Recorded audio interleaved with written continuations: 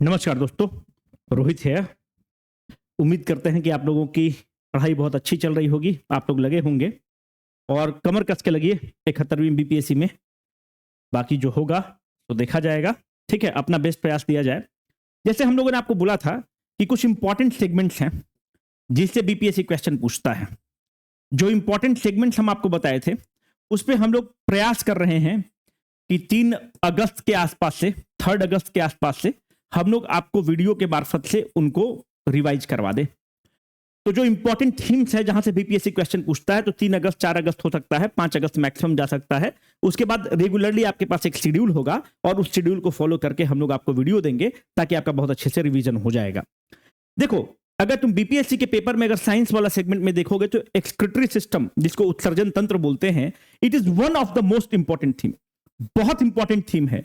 ये टॉपिक बहुत सिंपल है, पर यहां से जो क्वेश्चंस बनते हैं वो श्योर शॉर्ट क्वेश्चंस बनते हैं, पर आसान क्वेश्चन बनते हैं। तो आज एक्सक्रीटरी सिस्टम को हम लोग एक ओवरलुक करने की कोशिश करते हैं, पढ़ने की कोशिश करते हैं। अगर आपके पास कुछ किताब होगा तो उसे सवाल बनाइएगा। एक मोमेंटम है, वाइली इंडिया का किताब है, आप इससे चैप्टर नंबर 33 पढ़ लीजिएगा, तो इससे आपको एक सेंस ऑफ कंप्लीशन मिलेगा, तो अच्छा आपको रहेगा।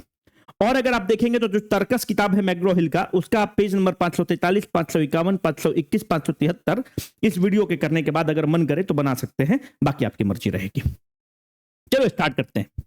पहले तुम देखो कि जो भी हमारा बॉडी है, अगर हम लोग कुछ भी खाना खाते हैं, लेट अस से कि अगर हम प्रोटीन खा रहे हैं, मानते हैं कि अगर हम लोग एग खा रहे हैं, मानते हैं कि हम लोग रोटी खा रहे हैं, हम लोग जो भी चीज खा रहे हैं, बॉडी उसको क्या कर रहा है कि डाइजेस्टिव एंजाइम्स देता है, और उस डाइजेस्टिव एंजाइम से पाचन तंत्र क्या कर रहा है, उसको ब्रेक डाउन कर रहा है स्मॉलर पार्टिकल्स में, ताकि हमारा बॉडी उसको एब्जॉर्ब कर सके। ये प्रोटीन अगर अमीनो एसिड से बना हुआ है तो उसको तोड़ रहा है और अपना बॉडी उसको एब्जॉर्ब कर रहा है। पर ऐसा कभी हो सकता है क्या कि अगर कोई भी प्रोसेस हो और उसकी एफिशिएंसी 100% हो? ऐसा हो ही नहीं सकता है। यूजुअली ऐसा नहीं पॉसिबल है। आइडियली ऐसा हो सकता है, पर यूजुअली आप नहीं देखते हैं कि कोई भी प्रोसेस का 100% एफिशिएंसी हो।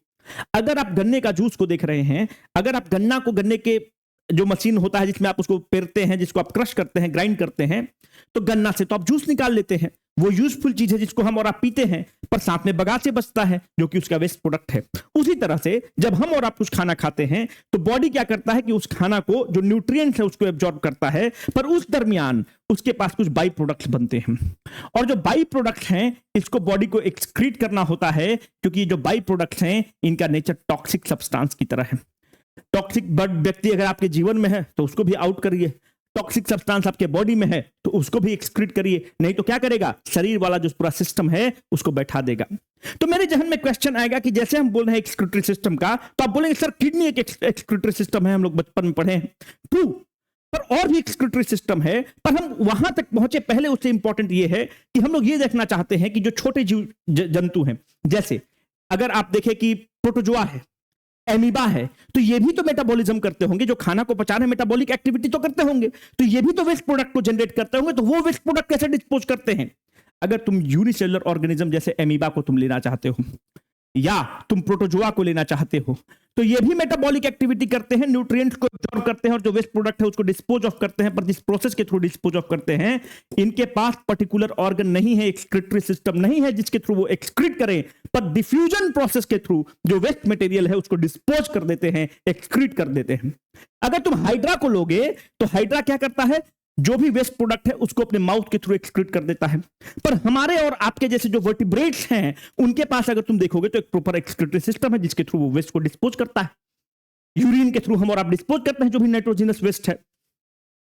तो मोटा मोटी समझ में आया कि सर जो यूनिसेलुलर है उसका भी एक एक्सक्रीटरी सिस्टम है। अगर तुम प्लांट्स में देखोगे तो हम आगे चल के तुमको प्लांट्स में बताएंगे कि प्लांट्स के पास भी कोई ऑर्गन्स थोड़ी है एक्सक्रीट करने के लिए। ये जितने तुम प्रोडक्ट्स देखते हो, जैसे क्विनिन है, वो मलेरिया को ट्रीट करने के लिए इस्तेमाल होता है, वो प्लांट के लिए क्या है, वेस्ट प्रोडक्ट है। गम्स प्लांट के लिए वेस्ट प्रोडक्ट है, रेजिन्स प्लांट के लिए वेस्ट प्रोडक्ट है। तो प्लांट जो अपना वेस्ट प्रोडक्ट है कभी उसको लीफ में रखेगा, कभी स्टेम में रखेगा, कभी रूट में रखे, बार्क में रखेगा, और उसको time to time set off करते रहता है।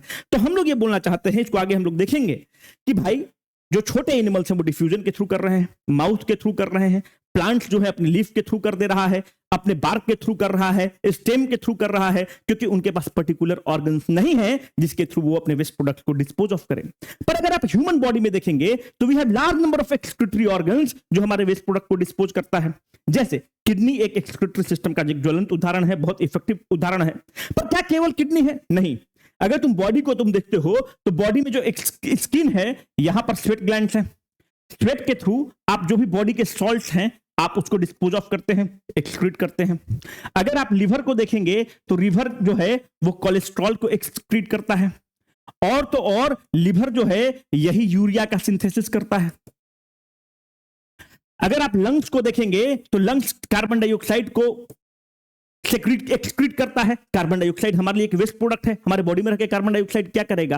What I wanted to emphasise is skin is the part of the excretory system, liver is the part of the excretory system, lungs is the part of the excretory system, और बाकी kidney तो excretory system का मुख्य organ है ही, but this organs also acts as excretory system. I wanted to categorically emphasize on this, है ना? तो इस चीज को ध्यान तुम रखोगे। अब हम लोग थोड़ा सा किडनी को पढ़ते हैं, क्योंकि मेन जो एक्सक्रीटरी सिस्टम है हमारा वो किडनी है। तो किडनी को थोड़ा सा देखते हैं। ये किडनी है और ये जो है यूरेटर है। हिंदी में अगर तुम इसको देखोगे तो हिंदी में इसको बोलते हैं मूत्रवाहिनी, और ये मूत्राशय है जिसको तुम यूरिनरी ब्लैडर बोलते हो, और उसके बाद यूरेथ्रा से हम लोग एक्सक्रीट कर देते हैं यूरिन को हम लोग यूरेथ्रा के थ्रू एक्सक्रीट कर देते हैं। तो these are the part of the excretory system. अभी हम लोग एक एक चीज को पढ़ेंगे, घबराने की बिल्कुल भी जरूरत नहीं, बस हम कंटेक्स्ट को भी सेट कर रहे हैं। अगर तुम किडनी को देखते हो तो पहले हम लोग किडनी को इनलार्ज करते हैं और किडनी को स्टडी करते हैं कि किडनी क्या है। तो पहले हम लोग देखते हैं कि किडनी है क्या। तो पहला देखते हैं कि भाई किडनी का स्ट्रक्चर कैसा है, शेप कैसा है। तो बीन शेप्ड स्ट्रक्चर है। राजमा खाते होगे, देखते होगे, उसको किडनी बीन्स बोलते हैं। बीन शेप्ड स्ट्रक्चर है।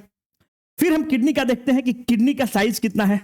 तो किडनी बहुत छोटा है, 120 से 150 ग्राम इसका वजन है। फिर किडनी का हम देखते हैं कि किडनी का लोकेशन कहां है। तो भाई डॉर्सल एब्डोमेन में हमको किडनी देखने को मिलता है। तो कहां मिल रहा है? डॉर्सल एब्डोमेन में हमको किडनी को देखने को मिलता है। किडनी कुछ हार्मोन्स वगैरह भी सेक्रेट करता है क्या? हाँ भैया, रेनिन नाम का एक हार्मोन है, इसको सेक्रेट करता है। फिर हमको किडनी में अगर हम देखेंगे तो हम लोग देखते हैं कि किडनी दो है, लेफ्ट किडनी और राइट किडनी। क्या दोनों किडनी का साइज बराबर है क्या? बिल्कुल भी नहीं। लेफ्ट किडनी का जो साइज है वह बड़ा है। लेफ्ट किडनी इस तरह का क्वेश्चन फ्रेम कर सकता है, राइट किडनी से बड़ा है। पर मेरे जहन में क्वेश्चन आएगा, why the left kidney is larger as compare to the right kidney. देखो, राइट किडनी के आसपास लीवर है, और लीवर जो है इसको दबा रहा होता है, इसको कंप्रेस कर रहा होता है, इसलिए राइट किडनी छोटा है, लेफ्ट किडनी बड़ा है। It has to be categorically noted. फिर हम देखेंगे कि जिस तरह से मानते हैं कि अगर मेरा ये घर बन रहा है या मेरा कुछ भी दुकान बन रहा है, जैसे अगर मेरा बॉडी है तो बॉडी का फंक्शनल यूनिट क्या है, सबसे छोटा यूनिट क्या है, उस बॉडी को सबसे छोटे यूनिट को तुम बोलते हो कि सेल सबसे छोटा यूनिट है। इसी तरह से मानते हैं कि अगर आपका घर बन रहा है, बिल्डिंग बन रहा है, तो सबसे छोटा यूनिट क्या है, ब्रिक्स है। तो जब हम किडनी को देखते हैं कि किडनी का सबसे छोटा यूनिट क्या है, तो देखते हैं कि एक किडनी में तकरीबन 1 मिलियन छोटे छोटे नेफ्रॉन्स हैं। तो आप मुझे इसकी इजाजत दे दें कि मैं ये बोल सकूं, this nephrons is the structural and the functional unit of the kidney. इसका structural and functional unit of the kidney है। अब यहीं से एक इंपॉर्टेंट चीज निकलता है कि एक किडनी में 1 मिलियन नेफ्रॉन, इस किडनी में 1 मिलियन नेफ्रॉन, यही उसका structural and the functional unit of the kidney है। अगर मानते हैं कि मेरा एक किडनी फेल कर जाता है, तो एक किडनी में 1 मिलियन नेफ्रॉन्स है, it is more than enough to filter the blood. इसीलिए अगर आप देखे होंगे तो लालू प्रसाद यादव हैं, उनकी एक बेटी है रोहिणी आचार्य। रोहिणी आचार्य ने एक किडनी अपने पिताजी को दान में दिया। जैसे वो एक किडनी दान में देती है, उसके पास अब मात्र एक किडनी बचा। एक किडनी में 1 मिलियन नेफ्रॉन है, 1 मिलियन बराबर 10 लाख। इसका मतलब कि 10 lakh nephrons is more than enough for us to lead a healthy life. अगर मानते हैं कि ये भी किडनी फेल कर गया और ये भी किडनी फेल कर गया, तब हमको आर्टिफिशियल किडनी की जरूरत पड़ेगी। तो जो आर्टिफिशियल किडनी क्या है, मतलब आर्टिफिशियल किडनी मतलब क्या, तुमको डायलिसिस कराने की जरूरत पड़ेगी। बाहर से एक मेम्ब्रेन लगेगा और वो जो है तुम्हारे ब्लड को फिल्टर करेगा। तो यहां से एक चीज निकल के आया कि भैया किडनी का जो स्ट्रक्चरल एंड फंक्शनल यूनिट है वो नेफ्रॉन्स है। फिर यहां से एक चीज निकल के आया कि एक किडनी में 1 मिलियन नेफ्रॉन्स है, it is more than enough to lead a healthy life. आराम से आप जी सकते हैं। यूजुअली जब किडनी ट्रांसप्लांट होता है तो अपने निकटतम रिलेशन वाले जो लोग रहते हैं वही किडनी देते हैं, क्योंकि ब्लड ग्रुप वगैरह मैच करता है तो बॉडी उसको रिजेक्ट नहीं करता है। ये उसका मुख्य कारण है। तो मोटा मोटी किडनी पर अगर हमारी यहां तक समझ बन गई है तो चीजें बहुत आसान है, क्योंकि एग्जाम में से क्वेश्चन पूछता है। अब हमारे जहन में क्वेश्चन उठ रहा है कि हम बॉडी में क्या किए, हम बॉडी में प्रोटीन खाए। तो तुम बोलोगे हम प्रोटीन खाते ही नहीं है। अगर जीमर सब है तो जीमरवा सबसे जाके पूछो ना, वो सब वे प्रोटीन खाता है। कौन का वे प्रोटीन खाएगा, फलाना का मसल ब्लेज का खाएगा, इसका खाएगा, उसका खाएगा वे प्रोटीन। अगर एक नॉर्मल व्यक्ति है तो तुम अंडा खाते हो तो एक वाइट में वे प्रोटीन, एक वाइट में प्रोटीन्स है। अगर तुम सोयाबीन का तुमने सब्जी खाया तो उसमें है। अगर तुमने दाल खाया तो दाल में भी प्रोटीन है। अगर मानते हैं कि तुमने पनीर खाया तो पनीर में भी प्रोटीन है। प्रोटीन तो हर जगह है। तो बॉडी को प्रोटीन चाहिए, मसल्स बनाने के लिए प्रोटीन चाहिए। तो प्रोटीन किससे बना हुआ है? प्रोटीन अमाइनो एसिड से बना हुआ है। जब प्रोटीन अमाइनो एसिड से बना हुआ है तो बॉडी क्या करेगा? उस प्रोटीन को तोड़ना स्टार्ट किया, एमिनो एसिड को एब्जॉर्ब उसको करना है। इस एमिनो एसिड को तोड़ने के दरमियान उसको एमोनिया रिलीज हो गया। This ammonia has to be categorically noted that it is highly toxic in the nature. Toxic जीवन में व्यक्ति हो या टॉक्सिक सब्सटेंस हो, उसको बॉडी से निकालना बहुत जरूरी है। एक लाइन है कि भारी मार कबीर के चित से दियो उतार। तो ऐसे लोगों को टॉक्सिक सब्सटेंस या टॉक्सिक बॉडी को बाहर, टॉक्सिक चीजों को बाहर से निकालिए। तो जो टॉक्सिक सब्सटेंस एमोनिया है, ये बहुत टॉक्सिक सब्सटेंस है, हमारे ऑर्गन्स को डिस्टर्ब करेगा काम करने के लिए। फटाक से लीवर एक्शन में आ जाएगा। लीवर बोलेगा कि हम इसका इंतजाम करते हैं। लीवर क्या करेगा कि लीवर डिफरेंट एंजाइम्स और सेक्रेशंस स्टार्ट करेगा और इस एमोनिया को यूरिया में बदल देगा। यूरिया क्या होता है? CH4N2O। मेरे दोस्त, it has to be noted that urea is synthesised in the liver. कौन कर रहा है? लीवर आकर हेल्प किया और उसको सिंथेसिस कर रहा है। This urea is less toxic in the nature as compare to the ammonia, but this urea needs a large और huge quantity of the water to flush it out. Urea, liver कहा कि भाई हम ammonia को less toxic substance में बना दिए। जब लेस टॉक्सिक सब्सटेंस में बना दिए तो, लेकिन ये यूरिया है, इसको बॉडी से बाहर फेंकना होगा क्योंकि टॉक्सिक सब्सटेंस है।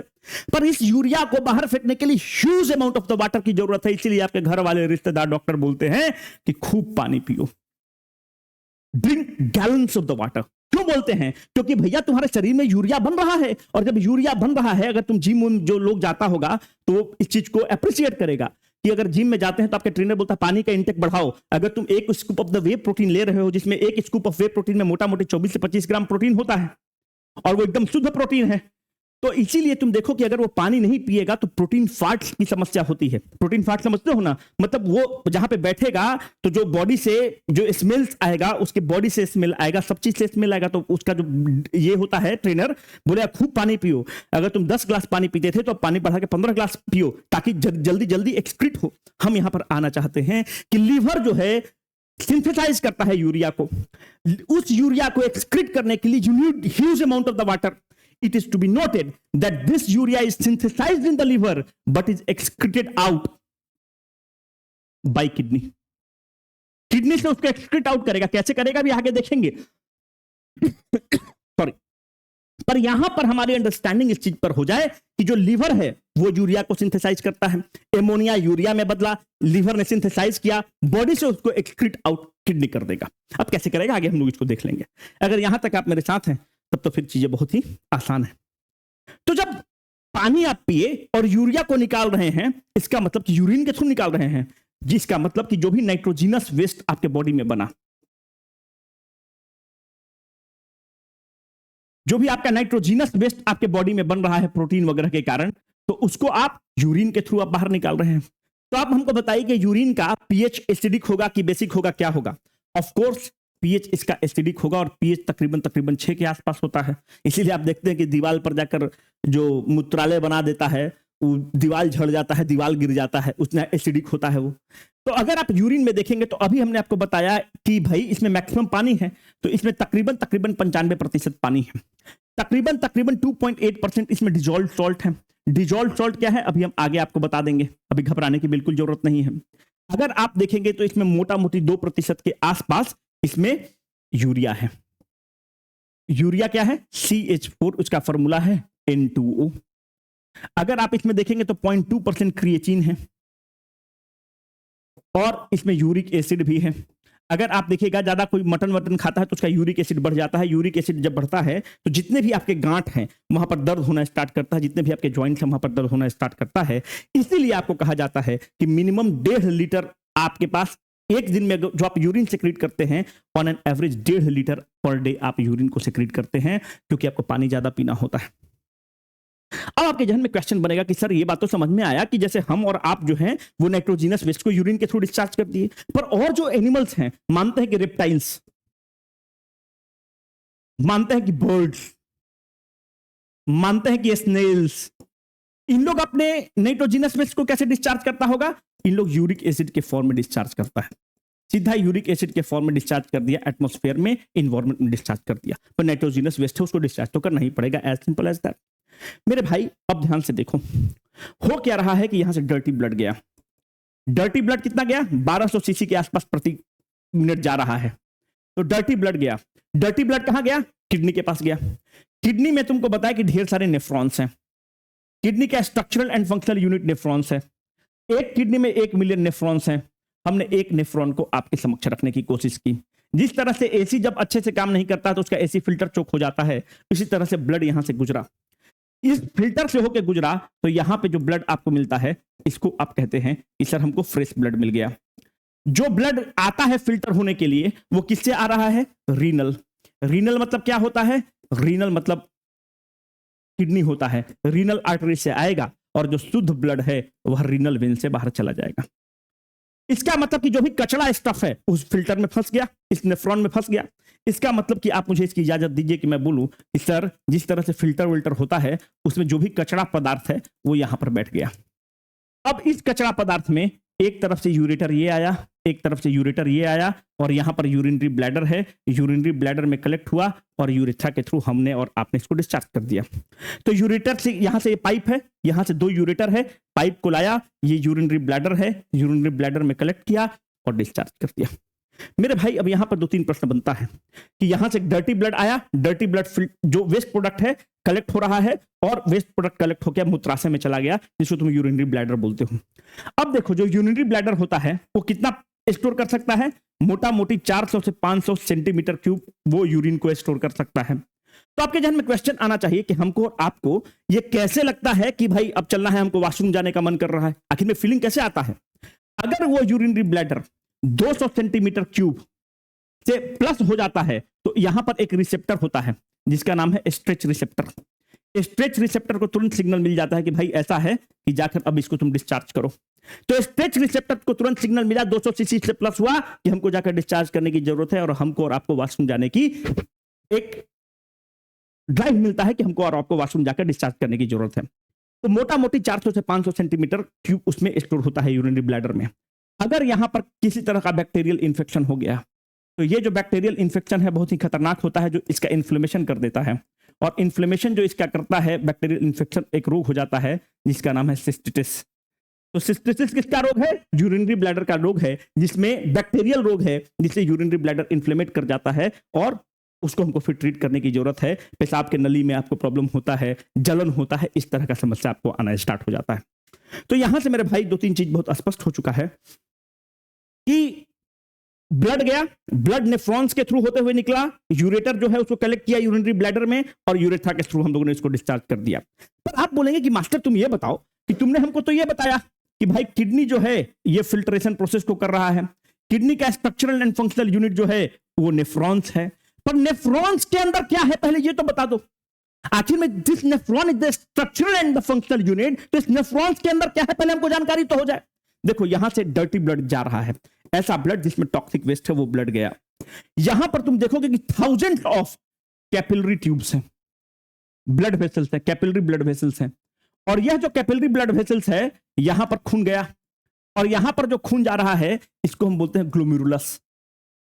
ये जो ब्लड वेसल होता है इसको हम कहते हैं ग्लोमेरुलस। जिस तरह से अगर तुम ब्रेन को देखोगे तो अगर जो ब्रेन का सेरेब्रम है, मेडुला ऑब्लंगेटा है, पोन्स है, जो भी है वो स्कल से ढका हुआ है। स्कल जो ढक रहा है उस स्कल में कितने बोन्स होते हैं? जो खोपड़ी जिसको तुम बोलते हो, स्कल में कितने बोन्स हैं? तो 22 बोन्स हैं स्कल्स में। और स्कल में एक चीज को याद रखना, स्कल में पेन रिसेप्टर नहीं होता है, टैक्टाइल रिसेप्टर नहीं होता है, इसीलिए तुमको कोई दर्द नहीं होगा। ब्रेन का सर्जरी हो रहा है तो डॉक्टर तुम एकदम देख रहे हो, तुम्हारा सर्जरी करेगा, तुमको दर्द नहीं होगा। तो जिस तरह से जो ब्रेन है वह स्कल से, खोपड़ी से घिरा हुआ है, जिसको तुम क्रेनियम और ब्रेन बॉक्स भी बोलते हो, इसी तरह से ग्लोमेरुलस जो कि फिल्ट्रेशन एक्चुअली कर रहा है वह बोमेन्स कैप्सूल से घिरा हुआ है। बोमेन्स कैप्सूल उसको एक कवर प्रदान कर रहा है। यह जो बोमेन्स कैप्सूल उसको कवर प्रदान कर रहा है, ये जो ग्लोमेरुलस है असल जो फिल्ट्रेशन कर रहा है यही ग्लोमेरुलस कर रहा है। ग्लोमेरुलस जो कवर्ड है वह बोमेंस कैप्सूल से है, और यह जो येलो कलर से है ये फिल्ट्रेशन के बाद आपका यूरिन निकल रहा है जो यूरेटर के थ्रू जाकर यूरिनरी ब्लैडर में स्टोर हो रहा है और यूरेथ्रा के थ्रू आप उसको डिस्चार्ज कर रहे हैं। तो यहां से एक चीज स्पष्ट आया कि सर किडनी में काम हो रहा है, किडनी का structural and functional unit nephron है, और जो नेफ्रॉन्स है इसमें एक जो है उसका नाम है ग्लोमेरुलस। ग्लोमेरुलस को हिंदी में क्या बोलते हैं? कोशिका गुच्छ। और जो ग्लोमेरुलस है वह बोमेंस कैप्सूल से कवर्ड है। जो बोमेंस कैप्सूल से कवर्ड है इसका मतलब कि अगर एग्जाम में आपसे पूछे कि जो अल्ट्रा फिल्ट्रेशन हो रहा है कहां हो रहा है, तो या तो ग्लोमेरुलस हो रहा है या बोमेंस कैप्सूल में हो रहा है, जो कि नेफ्रॉन का पार्ट है, which is the part of the kidney. तो ये चीज हमको पता होना चाहिए कि एक्चुअल फिल्ट्रेशन जो प्रोसेस हो रहा है वह ग्लोमेरुलस और बोमेंस कैप्सूल में हो रहा है। यहीं पर एक्चुअल फिल्ट्रेशन आपका प्रोसेस हो रहा है मेरे भाई। अब ध्यान से तुम और आगे देखो।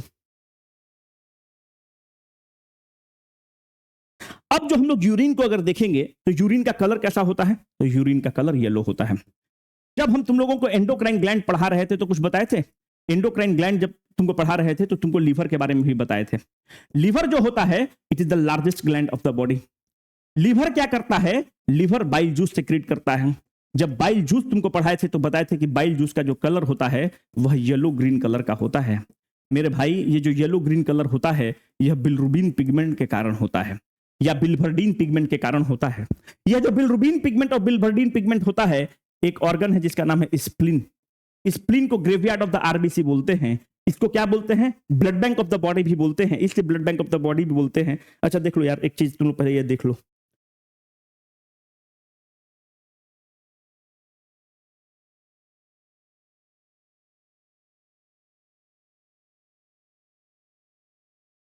जो भी करंट अफेयर्स का तुम लोग बार बार बोल रहे हो, देखो करंट अफेयर्स का कोर्स हम ही लेते हैं, ठीक है? तो यहां से तुम लोग आकर इसको ले सकते हो, ठीक है? 349 प्लस जीएसटी में है ये जो करंट अफेयर्स कोर्स है। इसको तुम लोग अगर चाहोगे तो ले सकते हो, ठीक है? इसमें हम ही पढ़ा रहे हैं। इसमें हम लोग क्या कर रहे हैं कि तुमको हिंदी और इंग्लिश इसमें हम ही पढ़ा रहे हैं, ठीक है? हिंदी और इंग्लिश में नोट्स भी देते हैं, ठीक है? रोज रात 10 बजे इसमें क्लास होता है, हिंदी और इंग्लिश का नोट्स है। और पिछली बार 85% 70 बीपीएससी में स्ट्राइक रेट था। जो नए लोग हैं पुराने लोग से जाकर पूछ लेना। इस बार हम लोगों का टारगेट है, जो टीम हम लोगों ने डिसाइड किया कि 95% स्ट्राइक रेट देंगे। तो पिछली बार जितना डिटेल्ड पढ़ाते थे उससे ज्यादा डिटेल्ड इस बार हम पढ़ा रहे हैं। तो इसमें पूरा नेशनल कवर्ड होगा। नेशनल मतलब क्या होता है कि इंटरनेशनल रिलेशंस भी हो जाएगा, इंडिसेज हो जाएगा, रिपोर्ट हो जाएगा, बुक्स हो जाएगा, सबमिट हो जाएगा, मतलब जितना स्पोर्ट्स हो जाएगा, जितना नेशनल है वो हम कवर कराते हैं। और साथ में बिहार करंट अफेयर्स भी इसमें कवर्ड है। और जहां तक हमको अभी तक पता है इसमें 5000 प्लस बच्चे एडमिशन ले चुके हैं शायद, है ना? एग्जैक्ट मेरे पास नंबर नहीं है इसलिए हम बता रहे हैं कि 5000 के आसपास बच्चे एडमिशन ले चुके हैं इसमें। तो बिहार करंट अफेयर्स है, इसमें फिर बजट भी है, बिहार बजट है और बिहार इकोनॉमिक सर्वे है। इसमें बहुत ऐसे आप लोग कुछ लोग हैं जो एडमिशन लिए हैं और टेलीग्राम जो डेडिकेटेड ग्रुप है वहां पे आप ज्वाइन नहीं किए हैं, जहां पर सिलेबस वगैरह जाता है, नोटिस वगैरह जाता है। तो जो आपका टेलीग्राम ग्रुप है उसमें हमको लगता है कि कम से कम 500 के आसपास ऐसे बच्चे हैं जो नहीं ज्वाइन किए हैं। तो आप अपने मेल आईडी पर जाइएगा, आपके मेल आईडी पर टेलीग्राम लिंक डाला हुआ है, तो उस टेलीग्राम लिंक पर कनेक्ट करिएगा तो फटाक से आपको जो आपके लिए जो प्राइवेट टेलीग्राम लिंक है, ग्रुप है, वहां पर आप चले जाइएगा। तो तकरीबन 400 से 500 ऐसे बच्चे हैं जो आप अपने ईमेल आईडी को भी नहीं खोले हैं, तो वहां पर जाकर क्लिक करिएगा, बस फटाक से उस टेलीग्राम लिंक पर आप पहुंच जाइएगा जो जहां पर आप लोग का सारा अपडेट जाता है। तो इसमें सारा आपको नोट्स भी दे रहे हैं। 349 प्लस जीएसटी है, हिंदी और इंग्लिश में दोनों में नोट्स रहेगा, और इस बार इसमें हम लोग गर्दा मचाएंगे। दूसरी बात यह है कि जो आपका टेस्ट सीरीज चल रहा है ना, वहां पर अगर आप देखेंगे तो दबा के टेस्ट सीरीज चल रहा है। अगला टेस्ट अगले संडे को होगा, है ना? सिलेबस दिया हुआ है। तो आप अगर इसको देखना चाहेंगे तो कैसे इसको देख सकते हैं? तो अगर आप इसमें जाइएगा तो यहां पर होगा स्टोर्स, इनरोल नाउ पे अगर आप क्लिक करेंगे ना तो लॉगिन में जाएंगे आप।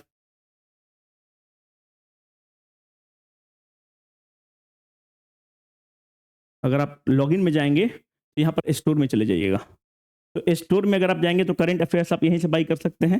फिर जो भी आपको यहाँ पर टेस्ट वगैरह लेना होगा ना, आप offline test series, full length test series में आप जाएंगे तो यहाँ से इसको आप ले सकते हैं। तो टेस्ट सीरीज वगैरह अगर आपको लेना होगा तो आप यहाँ से ले सकते हैं। जो टेस्ट सेंटर्स हैं उसको तुम देख लो। पटना में एक है, खजांची रोड में टेस्ट सेंटर है। तो खजांची रोड में टेस्ट सेंटर है वो है अघोर प्रकाश स्कूल में चलता है। एक जो सेंटर है बोरिंग रोड पर मोशन क्लासेस में सेंटर है। जो मोशन क्लासेस में सेंटर चलता है, एग्जाम 12 से 2 चलता है और 3 से 5 चलता है। दिल्ली में जाओगे तो एक स्कूल है संत निरंकारी स्कूल, अगर कहीं बाहर से आ रहे हो तो गुरु तेग बहादुर नगर आ जाना। गुरु तेग बहादुर नगर में गेट नंबर 1 से एग्जिट करोगे, वॉकिंग डिस्टेंस पर है। जो संत निरंकारी पब्लिक स्कूल है मुखर्जी नगर के पास निरंकारी कॉलोनी है, वहां पर है। यहां पर जो टेस्ट चलता है वो 12 से 2 चलता है। टेस्ट देना बहुत जरूरी है, बाकी आपकी मर्जी रहेगी, आप देना चाहते हैं तो दे, नहीं देना चाहते हैं तो नहीं दे। टॉपिक पर आइए, ठीक है। जो yellow colour of the urine होता है, अगर तुम उसको देखोगे तो येलो कलर ऑफ यूरिन क्यों हो रहा है, पहले इसको देखते हैं। तो जो बाइल पिगमेंट होता है, जो बाइल जूस होता है, उसमें बिलरुबिन पिगमेंट होता है। बिलरुबिन पिगमेंट उसको येलो और ग्रीन कलर देता है। ये जो बिलरुबिन पिगमेंट है, यही फिर इस पर केमिकल रिएक्शंस होता है और बिलरुबिन जो टूटता है तो आपको बनता है यूरोक्रोम और यूरोबिलिन। तो आज से यहां पे हम लोग का यह स्पष्ट हो गया कि yellow colour of the urine जो होता है वह यूरोक्रोम के कारण होता है या यूरोबिलिन के कारण होता है, क्योंकि वो बाइल जो है खुद ही येलो पिगमेंट है, बिलरुबिन जो है, और बिलरुबिन से ही ये बन रहा है। तो यूरोक्रोम और यूरोबिलिन के कारण yellow colour of the urine होता है। तो बाइल पिगमेंट कैसे बनता है, थोड़ा सा इसको देख लेते हैं। यहां से रेड ब्लड सेल गया, जो रेड ब्लड सेल गया, स्प्लीन को क्या बोलते हो, ग्रेवयार्ड ऑफ द आरबीसी है।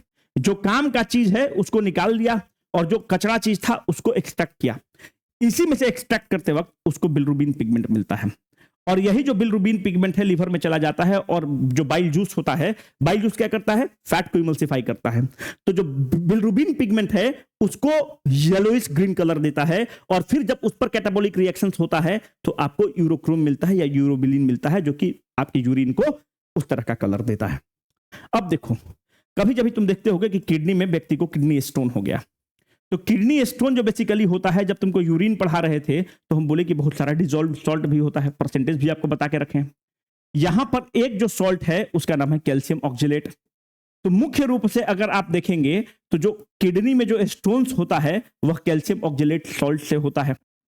मेरे भाई, यहां पर अगर यूरिक एसिड भी सेक्रेट होता है, यूरिन में यूरिक एसिड भी होता है।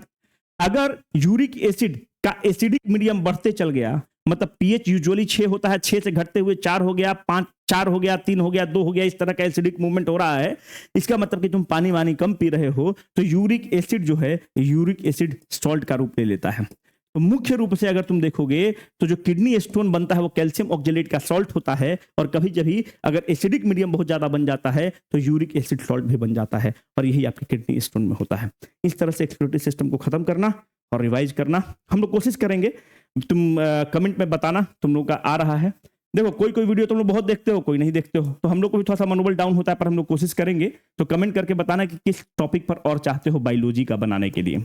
उसके बाद हम लोग कोशिश कर रहे हैं कि 5 अगस्त से या उसके पहले से एक सिलेबस तुमको दे दें कि भाई ये सिलेबस तुम पढ़ के आओ।